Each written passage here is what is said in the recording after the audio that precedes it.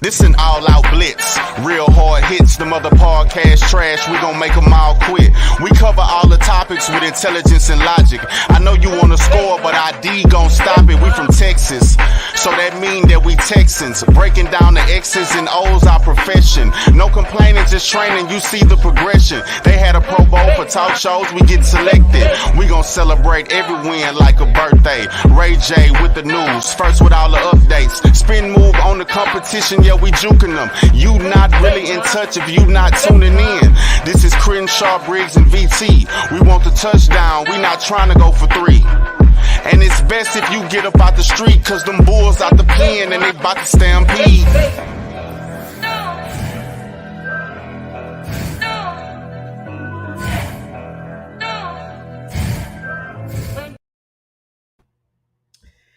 Hey guys, how's it going? This is the Texans Fan Battle Podcast. Today Matt is not here. He's out for today, but we've got me and Crenshaw, and today we're going to do a actual real battle. But before we do that, we're going to get to a little bit of NFL news. There's a few things going on. So we will get to the main event real soon, but first we're going to talk about a little bit of NFL news. So the first thing going on is, this was a couple days ago, but it's still in the news because Dak Prescott talked about it. And that's the picture that Jerry Jones had. And essentially it was a picture of him taken when he was 15 years old. And he was standing outside a school that was undergoing desegregation. And so people were asking, why were you there? And his comment was that he was curious to see what was going on as a 14, 15-year-old boy. And people said that, well, that needs to be explained. Were you just staring down, black individuals trying to get into school and stuff like that? And there were a couple different points of view, right? Like, he has to explain himself, he has to apologize. And then there's the other point of view, which is this was 65 years ago. He was a kid. He really didn't know what he was doing. So I'm curious what your take is on that. I mean, like I say, it was a long time ago. But I remember I watched a movie called I think it's called Revolution Road, and it's a basketball movie, and it was about racism. And they had a young Pat Riley, a dude played Pat Riley, the dude from the Heat, and he was being racist. And I'm assuming he didn't know what he was doing, or he knew what he was doing during that time. But I mean, yeah, it's a big deal, but it's 65 years ago. I'm pretty sure everybody around that time was racist. That don't mean he's racist right now. Or he could be racist right now. I don't know, but I don't really see it as a big issue. I mean, 65 years ago, that's just let it go, Right. That's kind of how I feel. Dak Prescott talked about it today for a little bit, and because he's mixed, he said that he has a way of talking about it because he's mixed, so you really have either side that he necessarily sticks to. And he basically said that you got to give it in context, and essentially that he didn't blame him, he didn't forgive him necessarily or throw it away. He just said, just have it in context, have some, more or less have a little bit of common sense. And I kind of think that's all there is to it. I think too many people are trying to do a little bit more than they really should. And I think it's take it for what it's worth. A guy did something when he was 65 years ago. He's not that same person. Even if he was a racist back then, he's not that same person today. It's because it's the Cowboys, so it's going to be a major news. That's not the reason why. It's just a way to troll the Cowboys. That's all. True. Well, we'll move on because we do want to get to the fight. So, the next story is Antonio Brown back in the news. He has a warrant out for domestic violence. Now, I did read up on this because the headlines didn't make it sound really bad. I'm not about to say that we should not take domestic violence seriously, but the details are that he took a shoe and threw it at a female. Didn't hit her in the head; it hit her in her ponytail. And then went back into the house and refused to leave. And so the police, at the time that I got the last update, which was about an hour ago, I don't think anything has changed because I did look it up and didn't see any more updates. But basically, he was refusing to leave the house. So the police basically wanted to give an informal eviction notice, and he wouldn't come out of the house. The kids said they were scared to be in with him, which is a little alarming. But so far, that's about all we have. We don't have any other information other than he threw a shoe at this lady, and she called the cops, and the cops are trying to get him out, and he wouldn't come out of the house. And I don't know if this is just craziness. I don't know if this is CTE. I don't know if this is him being an asshole. What's your take on this? Everything you just said. It's crazy. CTE, asshole, and him hanging with Kanye West. It's all that right there. All right. It seems like once he left Mike Tomlin, he ain't been the same guy, man. I mean, he got to the Raiders and he didn't play a down with them. This guy was a phenomenal player, Hall of Fame guy. I still think he might be in the Hall of Fame. I don't know if they're going to discredit him now. He just really been tripping. Just come out the house, bro. Just come out the house. Go to jail. You're gonna bond yourself out. You'll be all right. But I mean, you throwing shoes, that's uncalled for, man. Just like if it's that, I mean, it's that bad. Just leave. Just Yeah. take a deep breath. Just walk away. It's too much to lose. Man, you're trying to be a rapper now. Right. You gonna lose so much stuff. It's not worth it. I wish you could seek some help before it's too late. Before we end up saying, man, that Antonio Brown, he's not here anymore. So I mean, he's still locked up in the house right now. I mean, they haven't arrested him yet. That's the last update. So I don't if there's anything. So the police did say that they weren't going to give updates because I forgot the exact word they used, but they didn't want to compromise the investigation or any that. That's pretty much what they said. So they said they weren't going to provide crazy updates, but that's the last update that we have. So listen, the dude just needs some help. I don't think he's going to get in the Hall of Fame simply because his career was so short compared to what I think it should have been. Um, I mean, Megatron's career was shorter than his, and he got in. you're right. You're right. I mean, I don't know. I don't know. Do you think that he has a chance with everything that has gone on off the Pro- field? Probably not now because what's going on out the field. If he club a clean nose, then yeah. But if he does, it'll be way, way, way like Michi had been in the Hall of Fame before he get in the Hall of Fame. So it'd be something like that. But Okay. nah, not right now. All right. So there are two more stories before we get to the battle. And Aiden Hutchinson said that he was going to be a Jaguar. And the Jags said that they didn't want him because of his size. We're going to talk about that a little later on. But so he basically said that he had the calls and he was straight up going to be a Jag, but then he found out that they didn't like his measurements, didn't draft him. What do you think about that? Well, I could say, I mean, he should be glad he didn't go to Jacksonville, but then he's with Detroit and they haven't done any better than Jacksonville. Just use it as fuel. Just use it as fuel, motivation. So far, I mean, he's outplayed number one pick so far, and just show them, hey, you should have gotten me. Don't you want to talk about it? Just be about it and everything. But um, that's all I can say about that. I mean, still, it's Jacksonville. I don't want to play for Jacksonville. They suck.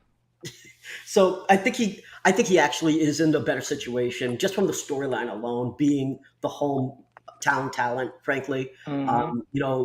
he's doing really really well. He just got defensive player of the week as well. So he started out soft, and Yeah. and I think what's happened is they moved him.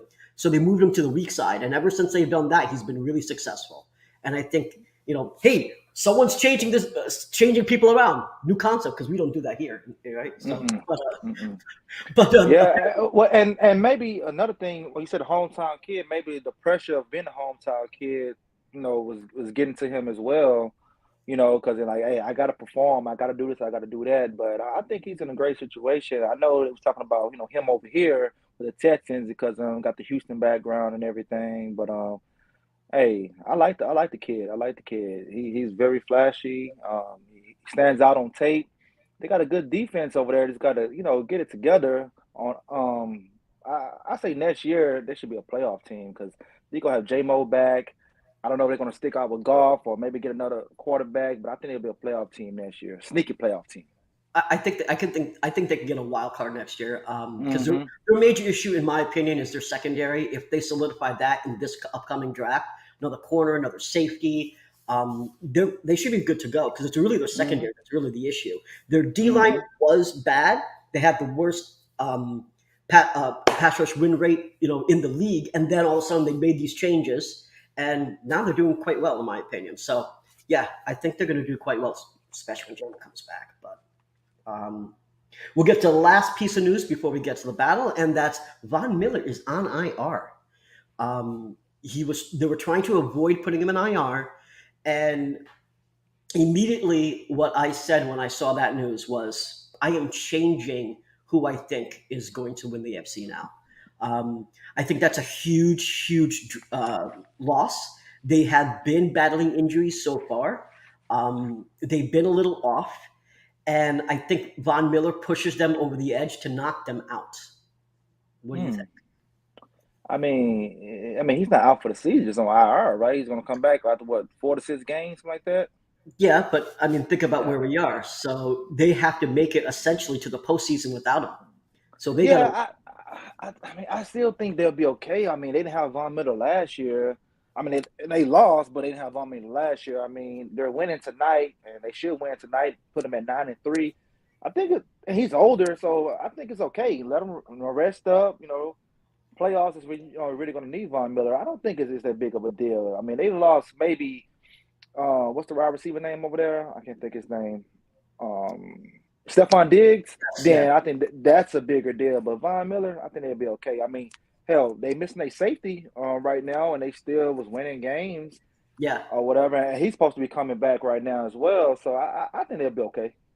yeah. I mean, they do have McKenzie, they do have Davis, and obviously, if when Josh Allen's healthy and can run, as I'm watching the highlights over here as we're doing the podcast. Just FYI for anyone that's watching both things like I am, and actually do the podcast. 17-7 at halftime. Buffalo is winning. Um, so for the main event, this is what we've came here for. So Tonight, we are going to witness the most anticipated match in the history of professional wrestling.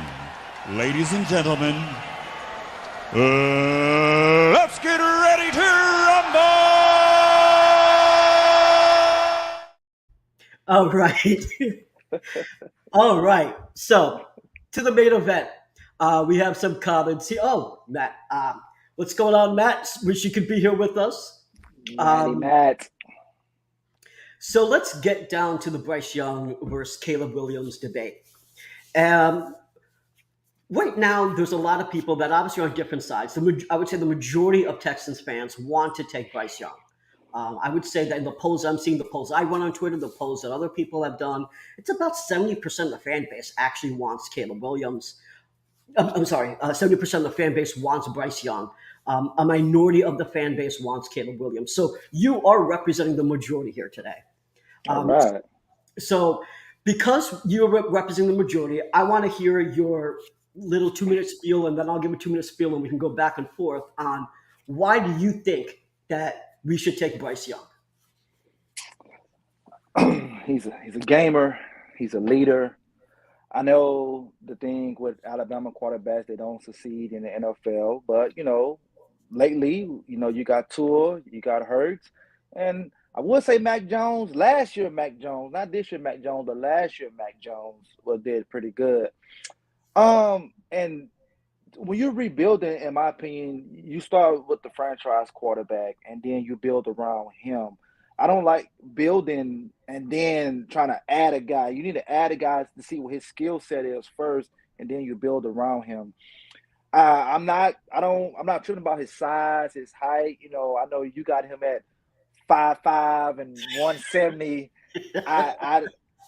I'm going by what I see on Alabama page. They say 6', 194. We don't know what the combine. He can add muscle. He's the it factor, and I think it's good for the fans to have somebody else to root behind. I think the Davis Mills hype has went down tremendously from the fans. You still got probably 30% still behind him, but I think you got 7% that's not behind him, and you just need that guy. Now, Do I want that guy with Lovey and Pep? No. Once you get him, you got to get a whole new coach, a whole new OC, so we can get the ball rolling. So that's my thing on Bryce. Okay, so my turn is. Hold on, I'm sorry, Bryce Christopher Young. Yeah, you and the three middle names. I mean, using all three names. I don't know. It's like you want them to be serial killers because only serial killers get talked about when they have all three names. But let me tell you why I'm a Caleb Williams fan. And I understand the whole reason of that Bryce Young is available here and right now, but Caleb Williams to me is quote unquote generational talent, and I hate that phrase. Every single time I hear that phrase, I moan, I groan, and yet I'm using it here. And the reason why I'm calling him a generational talent is because of his athletic ability. His athletic ability is insane. The things that he's able to do on the field, off platform, like he can make throws on the run. He'll be pressured. He had a play where he literally ran for like 80 yards, scrambling all around until he was able to get a play off. Like, this is insane. The dude can actually throw the ball, in my opinion, not just in my opinion, actually, much farther. So the scouts are saying that Bryce Young can easily throw 40 yards, no problem. Scouts are saying for Caleb, he can throw 70 yards. So he has a bigger arm as well. So he has the arm. He's not necessarily the prototypical QB size either. He's not 6'4", he's 6'1", but he has the frame. So he's 205, 207, something like that. So he's already over 200 as well. So he has the frame to actually be a successful quarterback. But the thing about it to me is he can make something out of nothing a lot. And what I mean by that is every single time a play breaks down, he will find a way, escape the pocket, throw something off platform, connect, and be able to continue. The amount of times that he's come back by having 2 touchdowns, three touchdowns behind, and still be able to come back out is impressive. And when I say he's a generational talent, I want to impress on you how few times I've ever said that in my life. And this is one of the times where I'm saying that. So to me, that's the talent that I see in Caleb Williams. I know some people think that a lot of the Caleb Williams fans believe that it's a conspiracy theory because we want to have Mills play for another year. We moved on. I'm going to speak for the whole group here. We moved on. We understand Davis Mills is no longer going to be a starting quarterback for the Houston Texans. In my opinion, we've ruined him, and we need to move on.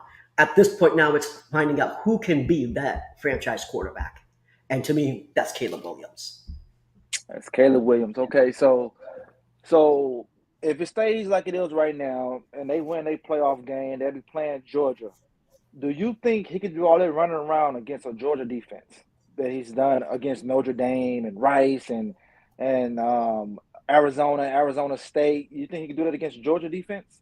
I think that you don't need him to do all of that either. I think that you take those pieces and you build upon it. Just because you don't necessarily have to scramble for 20 yards and go behind and do all this fancy stuff doesn't mean you can build on that athleticism, because the point is that these are things that he's doing off the top of his dome. He's literally looking, where can I go to extend that play, right? You don't need to have, quote unquote, every single thing that he's doing and all the fancy stuff that he's doing. But the fact that he can do it, he has athletic ability to do it, means that you always know that if you're in a position and you're down, you can realize that, hey, we got a shot with him. We have a shot with Caleb, always have a shot with him because of his athletic ability. And the difference with Bryce Young is that he can scramble. He's athletic, but he's not as athletic as Caleb Williams. And if he was as athletic as Kyler Murray, I may not even be having this discussion with you. But the thing is, he's not. And because he's already undersized, and you know that even no matter what miracle we have, we're not going to fix the line in one offseason. It's not going to be perfect. So he's going to have to get the hell out of that pressure. And I think then you factor in his undersize, and then you factor in that he's not as athletic as Kyler, and then you see that at least I don't think that you can succeed. If you look at what's happening right now in Arizona, even prior to Colt playing, you'll see that he has 4 of his O linemen out. And what's happening? He can't really get much off, and he's scrambling like crazy to try to make plays happen. And he's getting close, but he's still unsuccessful. Now you take that with our situation and not having that line and not having someone that is even that athletic as Kyler Murray, and what do you think will happen? Okay, but you would take Kyler Murray as your quarterback right now, right? Kyler Murray, Even without our offensive line, you take Kyler Murray as your quarterback, right? because he's that athletic. It's because that Okay, athletic because ability. okay. Now, all right. So Caleb Williams. Okay, when Jordan gets drafted this year, who is going to throw to next year? I'm sorry, when who what? When his wide receiver wide receiver 1 gets drafted next year, who he's going to throw to in 2023? We don't know yet. We really don't know. Okay, so you don't know. He don't. So don't you think he's going to regress? Because that Jordan guy got Pickett in the first round, and right now you got Caleb, as you say, a generation talent. That guy is the reason why he is good as he is right now. I mean, think about that for a minute. Look at what he did at Penn State with Pickett, and look what he's doing right now with Williams. You take him away, we don't know if Caleb will be the same guy. And then what you're saying right now, you might have to backtrack. Like, damn, what happened to this guy? He lost his best player. The reason why I don't think that's the case, like if you just saw the last game with him, when his receivers aren't available, whether they're hurt or whether they're just not open, he'll go in for that rushing TD. He had more rushing TDs than passing TDs, right? So I think he had 35 yards rushing. He had 35 yards rushing, 3 touchdowns. But that's one game. That's one game. I mean, the whole season without this guy, it's like okay, when JSN went out Ohio State, then all of a sudden here come Harrison, out of nowhere. CJ, went off with him. Can Williams do the same thing with a true freshman or the 4th string wide receiver? Can he do that? That's what I need to see. Like right now with Bryce, he lost Michie, he lost J-Mo. Then he got guys that you don't much know, and he's still getting it done. He's still getting it done. See, that's the thing that caught my eye. I thought he was gonna like take a step back. Yes, his passing yards isn't the same. He missed games or whatever, but he's still getting it done. His interceptions are still low. His completion percentage is still good. And to me, that makes a better quarterback, in my opinion. He's great in the pocket. Everyone say they like a pocket quarterback. They don't like a running quarterback. They talk about Justin Fields, Lamar Jackson, and everything. So this is what we need for the team. That's why I like Bryce better than Williams, because Williams got another year to wait and see. Then what if we go defense, we pick up free agents, and we have a Jets defense a turnaround? Last year the Jets defense wasn't good. This year the Jets defense was way better. Their defense is over their offense. So what if that happens to us and now we don't get Caleb Williams? Then what? Now we're stuck without a franchise quarterback. That means that we're going to have to end up paying Davis Mills another contract, because it'll be 4 years for him. So we got to give him a contract, and then we're going to be stuck with Davis Mills, and then we're going to have a San Francisco 49 situation with Jimmy Garoppolo will be our Davis Mills. He's just good enough, but not good enough to take us all the way. So to answer that question, we saw this earlier today. I forgot who posed the question that if the Lions wanted to go up to get Bryce Young, right? Because they're pretty much, we just talked about it, right? There could be a playoff team next year. And we do know it's not necessarily the quarterback is the only issue there, right? Like I said, it's a secondary, but Goff has some issues as well. If they actually plan on getting rid of Goff, which they have to, right? In about 2 years or so, they got only 2 years really with him. It's very, very expensive. They're not going to extend him. So they got him there for about 2 years with that contract. So it would make sense that they would get a quarterback to sit behind Goff until they fix their stuff, have Goff play, and then if Goff either gets injured, God forbid, or if he just has a lackluster performance, then you could start throwing them in. But in order to get Bryce Young, they have to give us some picks. Now we can get those picks, and we can actually stock up those picks for next year. So when you're talking about a 49er situation, we won't be that way. Why? Because we have two things. We were blessed with two things. One is that we got rid of Deshaun Watson, and getting rid of Deshaun Watson allowed us to get those picks, right? That's one of the best things. The reason why we even are able to have this kind of conversation. Secondly, if Detroit or another squad wanted to move up, that is where you can make that decision of can we get Caleb at that time. That's what Nick has to do, because we all know that we have our preferences, and I'm sure Nick has already started building his board, and the decision has to be made how the board falls, right? The board is going to determine who he picks at the end of the day, and he's going to have his top target. But if that top target changes because he's getting an insane offer, time to go and make that happen. So if the Lions said, all right, we want Bryce Young, we need to move up a spot or two, we will give you 2 firsts, and it essentially could be more, 2 firsts, a second or third, or even 3 firsts to move up. We could take that, and then in 2024, with the picks that we already have, plus the ones that we would get from the Lions, you can now move up and get Caleb Williams, right? So you want to use 3 picks to move up to get a guy when you're in position to not use those picks to grab your guy. The Lions at 3 right now, and that's because of the Rams. I know the Rams are injured, but if the Rams win 2 more games, then they're not at 3 anymore. Now they're back down to 8 and 9. So that scenario is not going to work. So you might as well just. Here's a couple more things. I say you have a target, right? Your target is Caleb Williams. That doesn't mean it's your only target in 2024.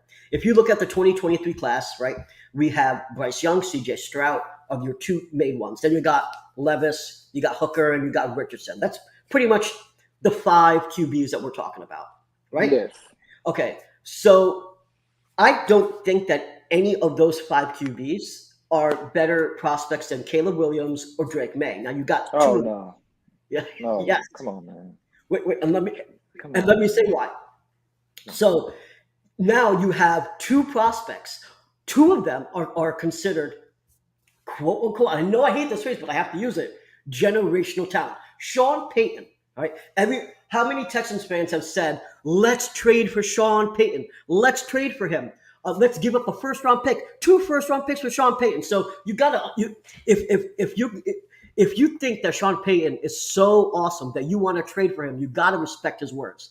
Sean Payton said that Caleb Williams is such a generational talent that the NFL will likely change the rules because teams like the Texans will take specifically to get him. That's how much Sean Payton believes in Caleb Williams. Sean Payton said he could be the next Patrick Mahomes, right? Whereas the comparison for Bryce Young is Russell Wilson.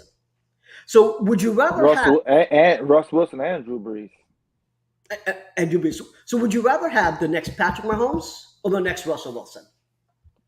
I'd rather have. I mean, Russ Wilson's career is great. I mean, if we could get Russell Wilson's career, he got the same amount of Super Bowls as Patrick Mahomes do.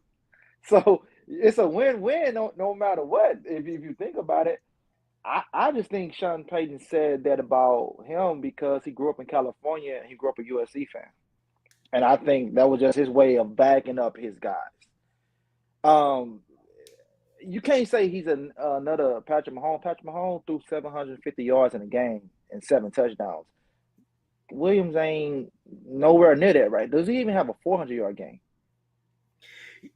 So, again, you're looking at just the passing, but you realize his legs are also part of that thing, right? When I say his athletic ability, he can use his legs. It's not just a passing. Does he have 7 touchdowns on his legs and his arm in a game yet?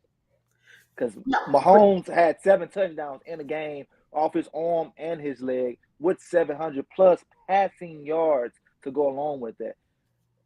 Williams ain't doing that right there. He didn't do that at Oklahoma. And doing it at USC. So he didn't have 700, but what was it? The USC game, I think it was. He had 470 yards. So it's not like he's some chump here where he's not hitting some records. 470 yards ain't no chump change. Okay, all right. Patrick Mahomes had back-to-back seasons passing and on the ground combined over 5,000 yards, 50 touchdowns. Williams nowhere near that. Nowhere near that. So how can they compare him to somebody that's done something way greater? I don't know why they compare him to him. To me, like I told you before, he's Baker Mayfield. Basically, I'm sorry. Like I told you before, he's Baker Mayfield. Williams is Baker Mayfield. That is the most ridiculous comp that really. Sorry, he's Baker Mayfield. I hate to say it, but that's what he is, man. So let me answer your other question. How can you say that he's a Patrick Mahomes without having those particular stats? You're not comparing him based on stats. You're comparing him based on his athletic ability, his passing ability, what you're seeing him perform on the field, how he looks, how he's throwing, and one of the biggest things, his off-platform throws. And that is why everyone is saying, not everyone, but a lot of people are saying he could be the next Patrick Mahomes. It's that particular ability, the true dual threat to be able to pass, to be able to use your legs, and to be able to make those off-platform throws. Those are the three things that say could be the next Patrick Mahomes.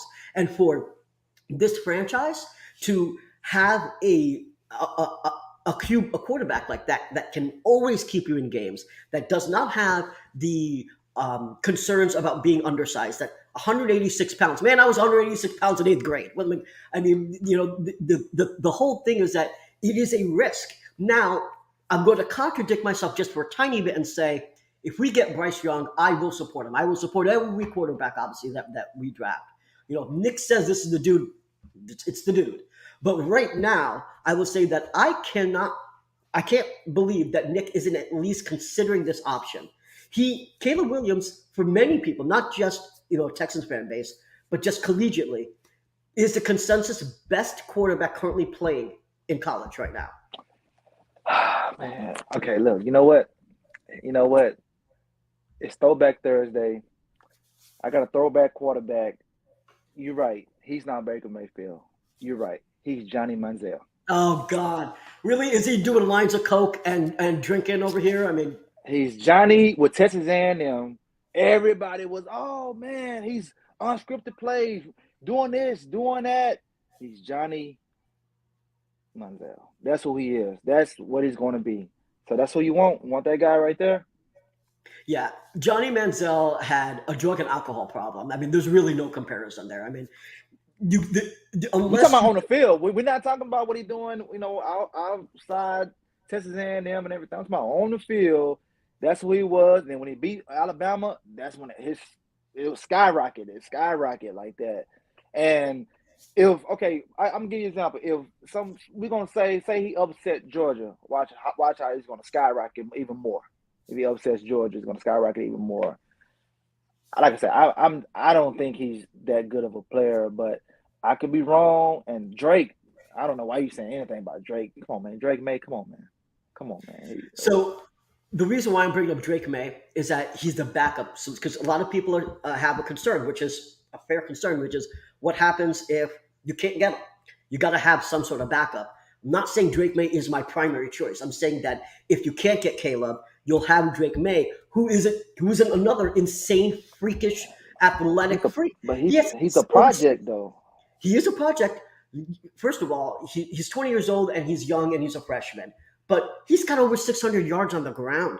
The dude can, again, make something out of nothing. Now, he had a bad couple games recently. And yes, I understand he's a project. But because of Bryce Young's deficiencies with his arm and his size, you can't say that he's not going to be a project in himself. Okay, so on the arm strength, isn't that with working out? You working out, doesn't it make you throw the ball further? When you're building up your muscle mass, throw the ball further, right? Because it wasn't that a concern with Deshaun. He didn't have arm strength. He started working out, then he started throwing the ball a little longer down the field. So Bryce Young can do the same thing. So there are limits because you can't change your bones. You can change your muscle. You can add fat. You can't change your bones. Your bones are your bones.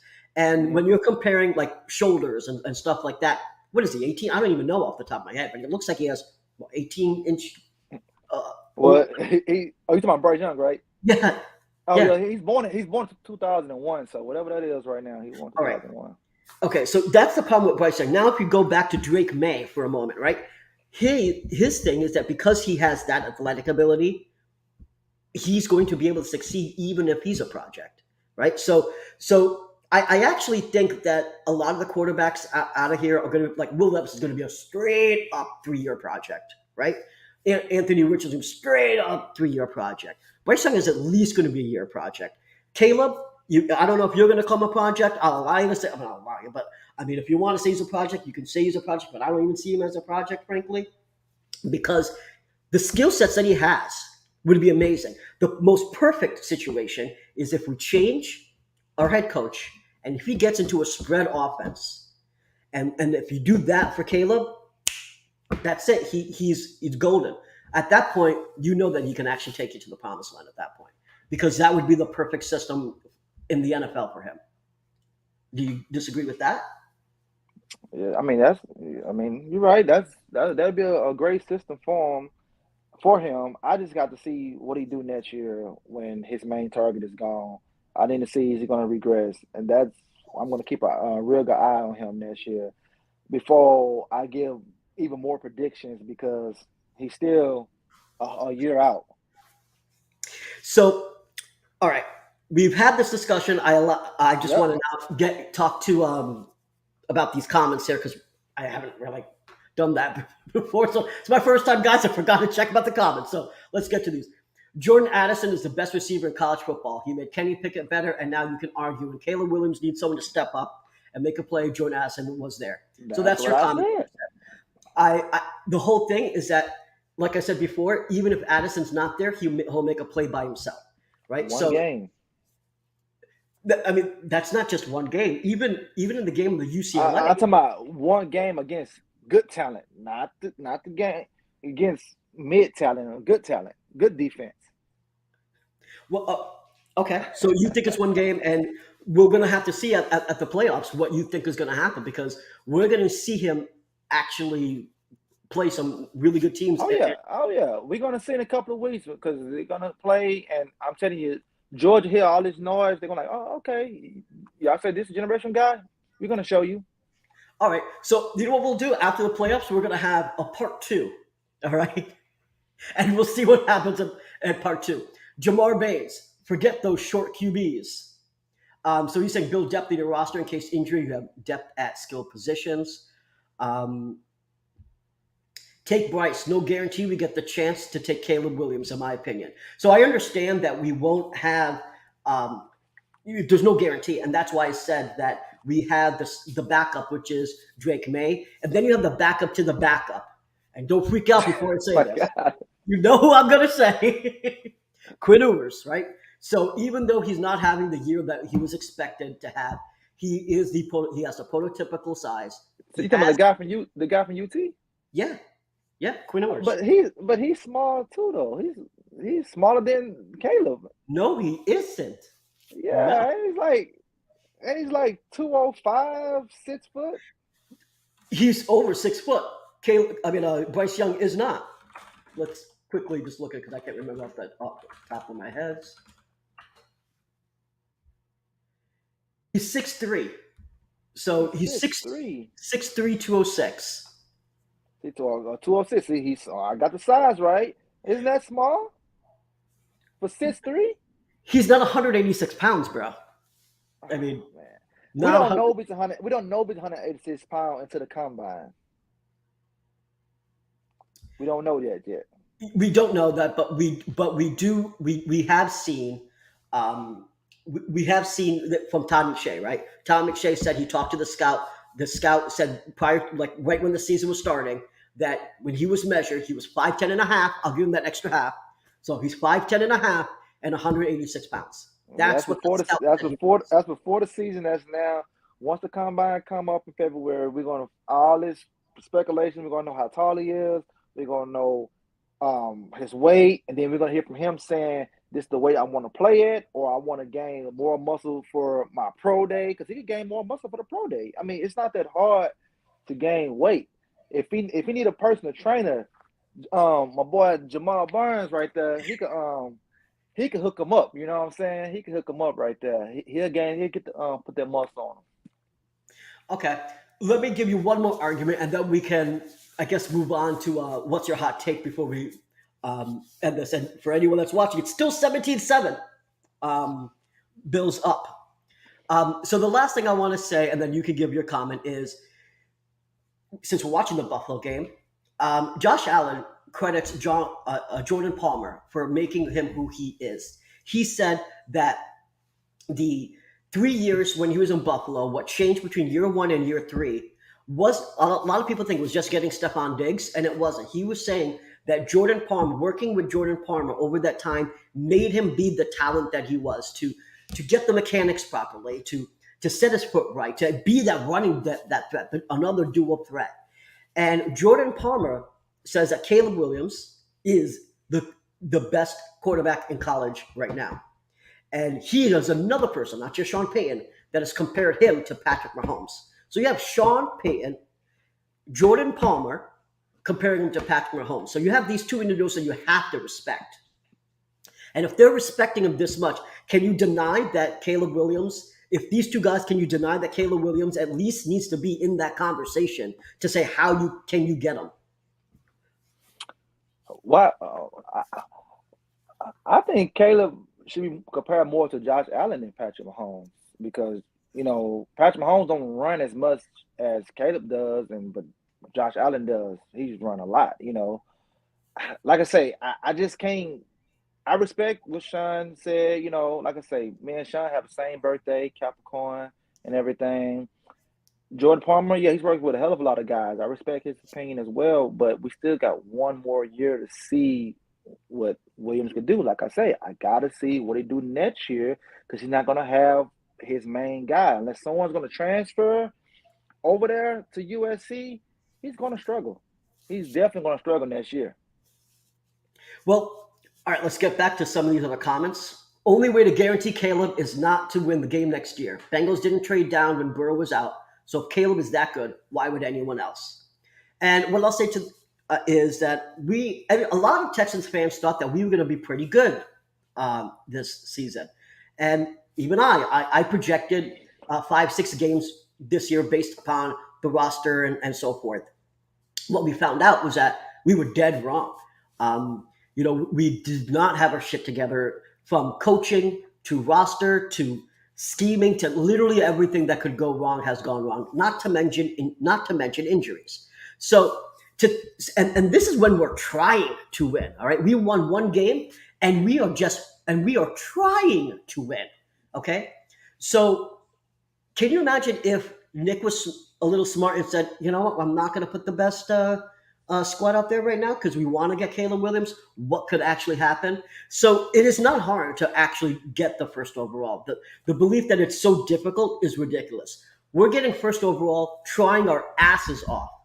So imagine if we actually tanked on purpose, what could happen? Here's a shout out for you because G-Rob, I'm kicking out of the chat. No, I'm just kidding. Crenshaw's winning this. So there you go. Coach Dante. So I'm not concerned about Bryce Young's size. There you go, Dante. There you go. So now you said that Palmer said that Caleb was the best prospect he trained. Jordan Palmer, yeah. Oh, you just blocked out. Hopefully you did not lose internet. We'll wait for him for a moment, but while we're waiting for him, we'll read some more of these comments. But we're the Texans. We'll overperform and actually win a few games to knock us out of drafting Caleb. And I can understand that concern, and that's why I said that the actual backup plan is to get Drake May, and the backup to the backup is Quinn Ewers. So whether it's Caleb or whether it's Drake or whether it's Quinn, we will have a top 3 quarterback. So it's not like we are only targeting one particular quarterback in 2024. Another Coach Dante comment. I'm not concerned about Bryce Young's size and how small he is. I am not at all Drew Brees. Drew Brees was able to play this game at a high level. Russell Wilson also. So I'll answer this comment. And it looks like Crenshaw's having some internet issues because I don't see him on the screen anymore. So if he doesn't come back in a couple minutes, I'll end this soon. But I'll just respond to these last messages here. So basically, I understand that the size may not be a concern when you're talking about Drew Brees, but realize Drew Brees was actually Diesel. Oh, here we go. Here's Crenshaw. He's back. So Drew Brees was Diesel. If you look at him, he was over 200 pounds and he actually had muscles. If you compare, and I should have actually just put some pictures up here. If you guys follow my timeline and if you go look, you'll see I have a ton of pictures where I compared Bryce Young to Russell Wilson, Bryce Young to Kyler Murray. And the difference is I'm not just talking about height here. I'm talking about the size and the frame. Drew Brees was built. He will kick some ass. So was Russell Wilson. Bryce Young just looks small. He looks, and I'll say it before that, and I'm gonna have to. I know this is gonna be on like old takes if we end up drafting him, but he looks like a 14-year-old pubescent boy, and that is concerning. Here's what G. Rob was saying. Only because he pointed out Caleb is a Manziel and Mayfield. Here are all the evaluations don't show. Personality, aka what's in their head besides football. So one of the things that scouts have actually said is that Caleb. I'm sorry? Yeah, I said, the one lick test. So, yeah, So a lot of things what I said about Caleb is that he's actually a team leader. A lot of people don't understand that. If you look at any single scouting report, and I've read at least 6 or 7 on both of these prospects, that they all say that Caleb is a true leader. And so, go ahead. What?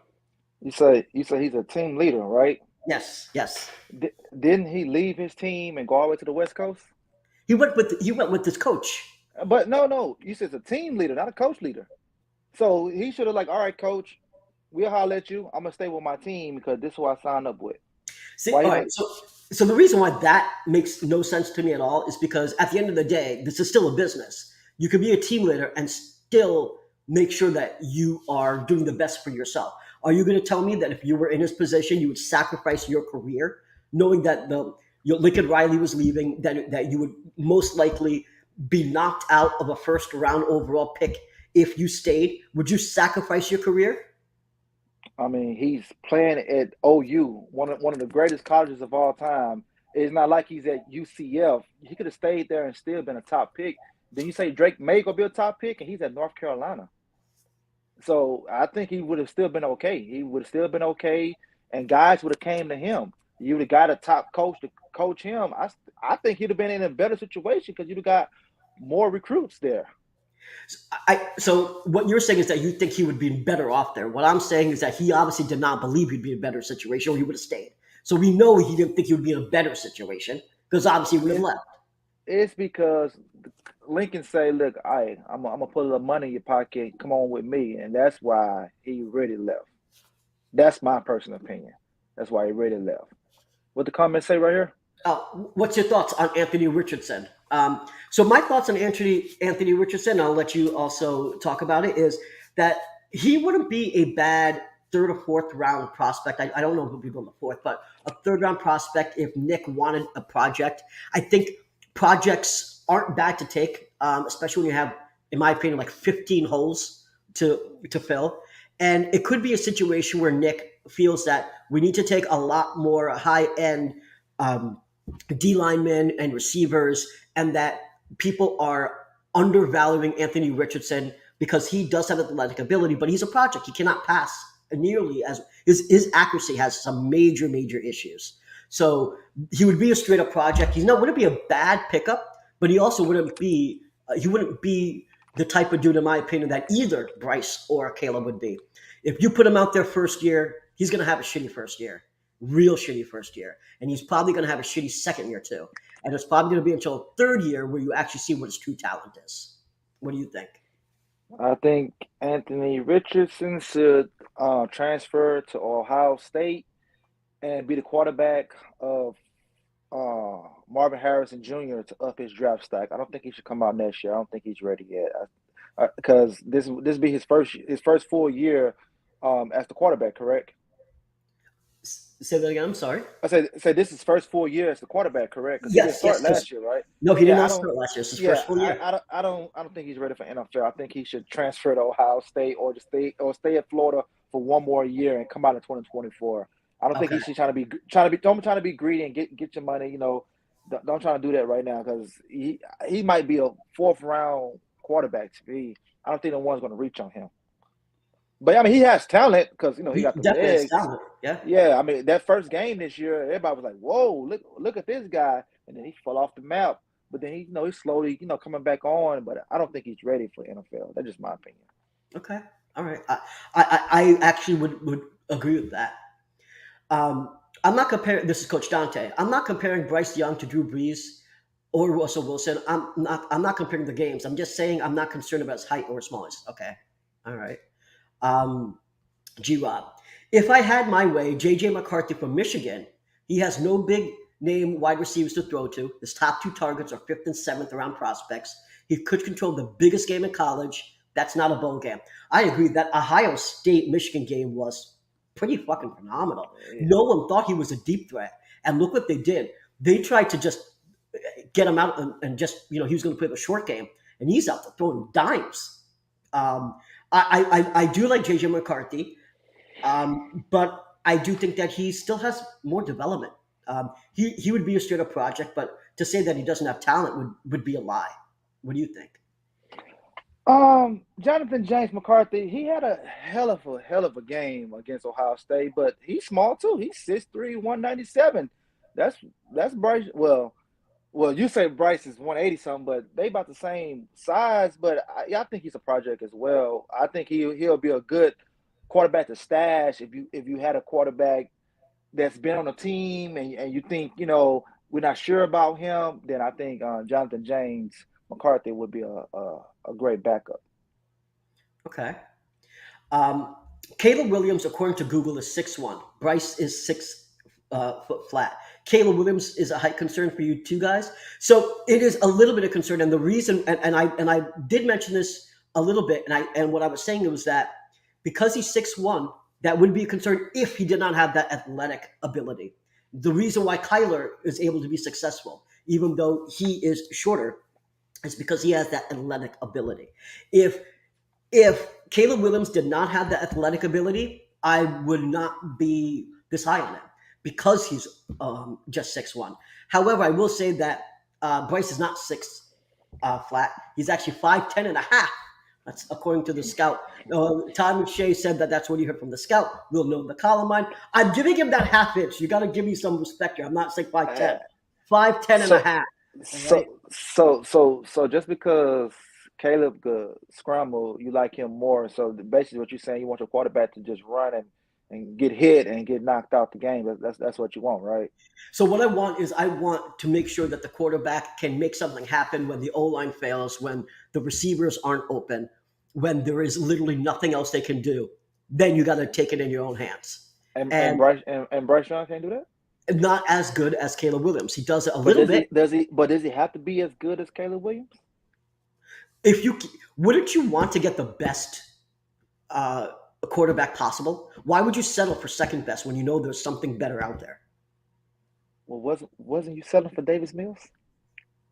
I moved on from Davis Mills, and by the way, I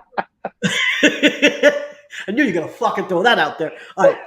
So I will say this. There's a difference when you already have the guy on the team. You're not giving up a first-round pick for him, first of all. We're talking about giving up a first-round pick for these dudes. So Nick had already taken Davis Mills. We knew okay. We're not. All right. So he's already on your squad. Now we're talking about spending draft capital to go ahead and grab these guys. And that's what I'm saying. Don't settle for second best. Okay. So what would hurt more? Losing 1 first-round pick on Bryce Young or losing 3 first-round picks on Caleb Williams? Which one would hurt the team more? So it depends on the talent, right? If you think, which I believe, that Caleb is a much better prospect than Bryce Young, then he's worth those extra picks. If you think that, but I'm talking about if both end up being a bust, what hurt more? 1 first-round pick or 3 first-round picks? Obviously, 3 is greater than 1. So yes, exactly. So you go with that because the risk factor is not as much as Caleb. Caleb is a big risk factor. Trading up. The other teams next year, they're going to want to tank as well. We don't know if he's going to be the same quarterback next year. Bryce Young has already solidified his career. Heisman Trophy winner. His best players are gone. He's still doing his thing. Bryce is right in it right there. So Bryce is right. So let me ask the question: If Caleb Williams was available in this draft, would you still be this strong on Bryce Young? Yes, Liar! because Liar! he's played better talent, better defenses.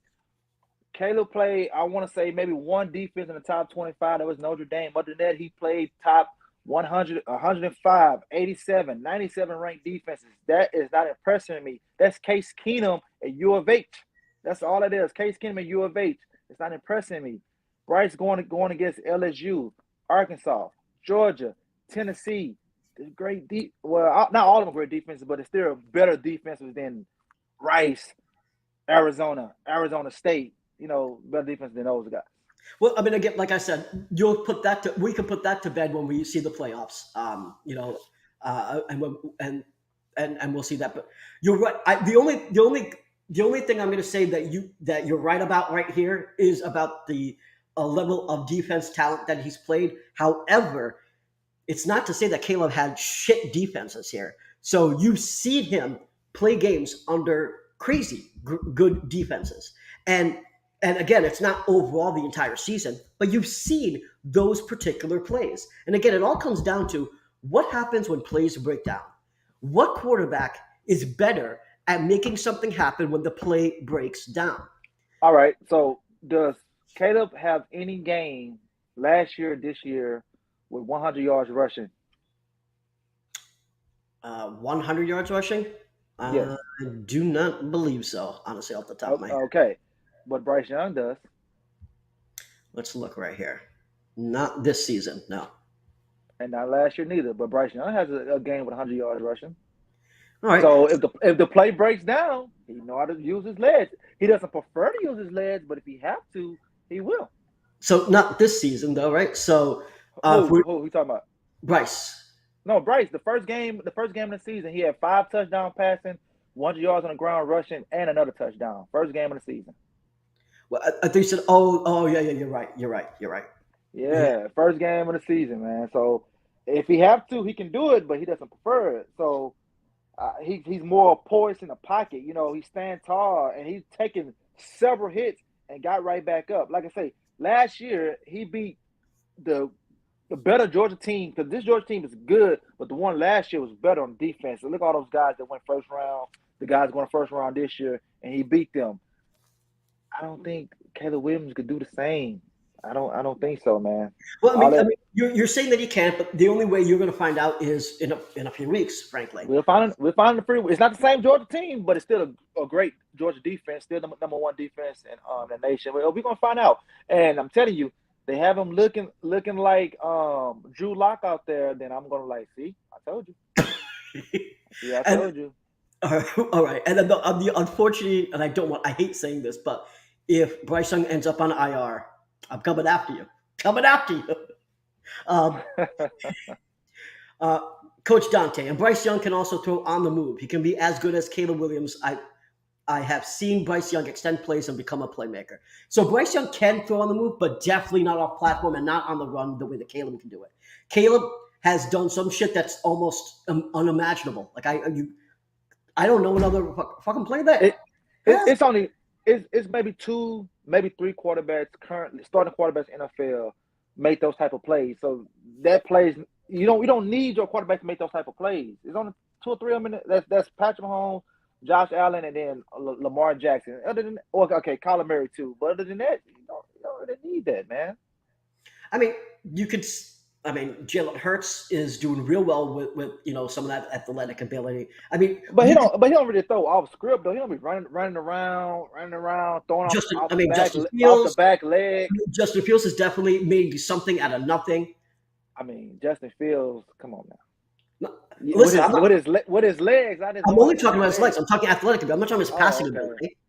I'm talking about his legs, right? Because we're talking about how can you make something when the play breaks down, and Justin Fields has done that. I mean, how many times have we seen not even Justin Fields make 20-yard runs when there was literally nothing else open? Nobody's open. Defense is after his ass, right? And It now is and it now, is and still now important. he's hurt because he's doing all that running, like you say, and taking hits. He took hits as a rookie last year. He took a hit this year. He's not small. He's a tall guy. He got the size on him. So it don't matter if you're tall, if you got the size, you'll get hurt. You're gonna get hurt. But this comment right here is an excellent point, and I told you about this before. You gotta get the fans back into it. You get Bryce Young, now you're giving the fan, you're giving the city hope. They need somebody that can put on the side of the building. They need somebody that can put on the tickets. You're gonna give them hope because they're like, okay, we got a guy that he's won in college. Hopefully, he can do the same thing with us. You can't tell the fans, you can't tell the rookies from last year and the rookies from this year, hey guys, we're gonna wait and hopefully we could trade up and get Caleb Williams. They don't want to hear that shit. They don't want to hear that shit. They want a guy they could believe in right now so they could give us 110%. Right now, these guys already got their Bali, their Cabo trips ready to go because they know the season's done because they don't have them to play for. You got to give somebody to play for. You can't go back with Davis Mills again next year. No matter what, they got to put somebody way, way better upgrade. Even if it's Jimmy G, which I don't want that neither, but someone that's a major upgrade that the guys could believe in, the fans could believe in. I mean, even to myself, man, I spend thousands and thousands of dollars on this team a year, and when I go to the games, I be so upset because I know that once we're down, we're not coming back. I want somebody I know that, hey, he's going to bring us back. And when number 10 is out there, if we don't start off good, the game is over. I tell my neighbor, hey, bro, we done. I give it a halftime, maybe middle of the third quarter, I'm out of here. And I'm tired of doing that, man. All right, so I'll respond to that, but I'm going to read the comment first. So Houston sports fan says, one thing I do want to mention is Cal McNair is a businessman. This Texans roster is like an expansion team roster. Low ticket sales, merch sales, etc. Bryce, marketing wise, gives an immediate boost. I understand that and I respect that.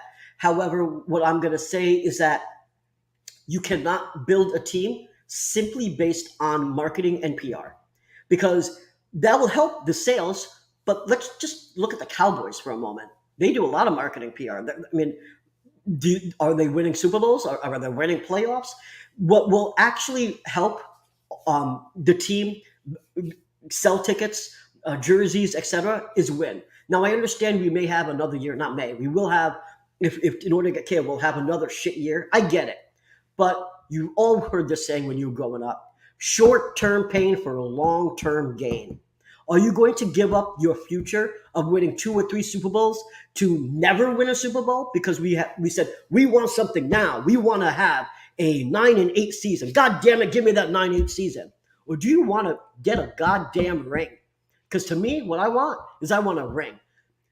Obviously, filling the stands is necessary. I understand why that's a big deal to not just Cal, but just fans in general. But you got to understand the long-term thing. You cannot keep thinking short-term, short-term, short-term. Because you keep thinking short-term, 3 years from now, you're going to be pissed off. And when I say you, I'm talking Cal, us, all the fans, everyone would be pissed off and say we should have just had that fucking one more shitty year, and then we would have had a Man, a team win a Super Bowl, is so many great quarterbacks.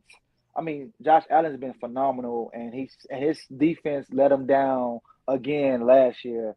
So they don't just because you think Caleb Williams is a generational talent don't mean he's going to Super Bowl. You get Bryce Young, you still have 11 more picks left. You could build around him. You're still going to have picks the following year, build around him. You're going to have free agency to build around him. That's the best way, bro. Bryce is right. That's all I'm gonna say. So let's move forward. All right. wrap this up. Yeah. All right, I'll quickly read the last of comments and we'll close this up. TJ Williams, I'm scared with Caleb. Do we think running around will translate against NFL slimes? I'm guessing teams, lines. Oh, you meant D lines. Okay. And the last one, which is this offseason will be interesting. Yeah, to say the least. So we'll quickly just give our hot takes and then end the show. But instead of the hot takes for the season and all this stuff, what I'm going to say is let's give the hot takes for the draft. So I want to know, what is your hot take for the draft? This 2023 draft. Well, most likely we're going to stay number one. We're going to get that Browns pick. Hopefully it's top 10. And then we're going to get that other 32nd pick. My hot take is Bryce Young, BPA defensive guy, and then a wide receiver. I mean, that's not really a hot take, really. That's It's not not a really a hot hot take. take. No, Yeah, that's it's not a hot take. So I mean, I don't really have a hot take for the draft. Okay, my hot take would be Bryce Young. That's a hot take not even because a hot take, but okay. no, it's a hot take because okay, say for instance that same scenario you said about the Lions is right there, and they don't take that scenario and they go Bryce Young. That's a hot take because you like you said, it's better to trade, get those assets, and then you could take a Will Levis or take a quarterback the following year, as you said. But I guess that's my hot take. I mean, Okay. So I'll give you my hot take, and I'm sure you can guess what it is. We will not take a quarterback in the first round. We will not take Bryce Young. My hot take is that we skip quarterbacks in the first round. I do think we will take a quarterback later in the fourth or fifth. I think Nick is willing to take that risk on a third, fourth, or fifth rounder, and that we will. Van Dyke or something like that, huh? Wasn't I that mean, Tyler Van Dyke? or something like that. Like we'll take a really big project, and then in 2024 he's going to try to trade up. And when I say we're going to take that pick later round, that also means that we are getting picks from either Detroit or someone else because they want to trade up to get Bryce. And the hot take is that we will get a lion's share, a king's ransom for that first overall pick, and we'll use those picks to get Caleb Williams in 2024. That's my hot take. All right. We're gonna end the podcast here, but Crenshaw, why don't we tell these good folks who's been listening to us for over an hour? We appreciate you guys. Where we can find you. All right, find me at Fifth Ward, Crenshaw, everywhere, man. All right. First of all, I want to shout out to Landry Locker from 610. Landry. Landry Locker was amazing. He was doing his YouTube show, and he actually decided to cut his show short so you guys could watch us. So I want to shout out and say, if you're not subscribed to his YouTube channel, definitely go on YouTube and subscribe to The Locker Room. And obviously, you have to be a loophole because I am one of the loopholes. I listen pretty much to him every day. If you listen, you are one. Yes, so I'm a loophole. So I want to give a good shout out to Landry Locker there. And so you guys can find me on Twitter on Brown Chubby Bear. You can find me on Reddit, and I'm Chubby Brown Bear. And I know I haven't written an article in about a week or so, but I've been working on this one literally for like 5 days. This has taken me a long time. This article is about the prospective OCs and head coaches that we could potentially change if we do this season or next season. And it's taken a lot of time because there's a lot of research going on. But so stay tuned. It should be published tomorrow in the afternoon. So check out TexansFanBattle.com and check out the Twitter to know when it's up. And make sure you guys follow A1. This is day one test since Matthew Briggs. Yes, shout out to Matt. Shout out to Matty Matt. Thanks, guys. Thank you for watching. It's been a long one today. Bye-bye. Bye. Go Texans. Hope we kick Deshaun's ass.